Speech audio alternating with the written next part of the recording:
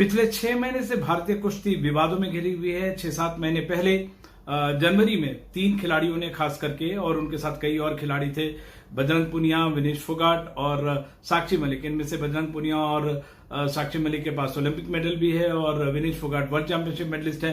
इन्होंने जो पूर्व कुश्ती संघ के अध्यक्ष हैं बृजभूषण शरण सिंह, उन पर गंभीर आरोप लगाए, यौन उत्पीड़न के आरोप लगाए और उसके बाद काफी उठापटक चली और जंतर मंतर पर लंबा प्रोटेस्ट चला। इसके बाद और ये खिलाड़ी न सिर्फ भारत में बल्कि दुनिया भर में सुर्खियों में रहे और बात यहां तक आ पहुंची कि जो कुश्ती संघ का चुनाव होना है उसमें उनसे बृजभूषण शरण को अलग किया जाए। जो मौजूदा जो कुश्ती का जो सिस्टम है वो सिस्टम एकदम क्लीन हो उनके लिहाज से, और इसलिए अब चुनाव, इसलिए जो कुश्ती संघ का चुनाव है वो बेहद हो गया। लेकिन एक दिन पहले कल हरियाणा पंजाब हरियाणा हाई कोर्ट ने इसको स्टे ऑर्डर दे दिया और कहा कि 28 अगस्त को, जो अभी आने वाले 28 अगस्त को इस पे सुनवाई होगी।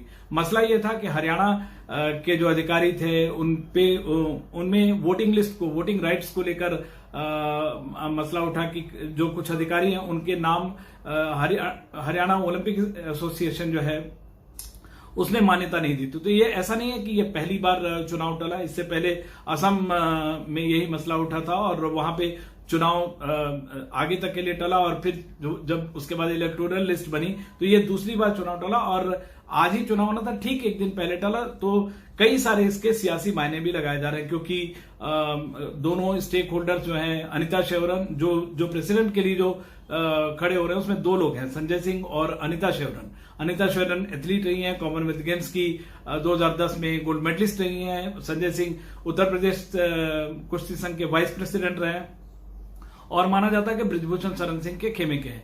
तो ऐसे में अब ये कयास लगाए जा रहे हैं कि क्या जो बृजभूषण शरण सिंह मान रहे थे कि जो उनका खेमा जो है वो आसानी से जीत हासिल कर लेगा, वो बात कहीं ना कहीं इसके अब आड़े आ रही है क्योंकि चुनाव में हर दिन इक्वेशंस बदल सकते हैं और जो 1-2 अधिकारी हैं जो दूसरी तरफ, जो बृजभूषण शरण सिंह के पक्के माने जा रहे थे, वो दूसरी तरफ चले गए।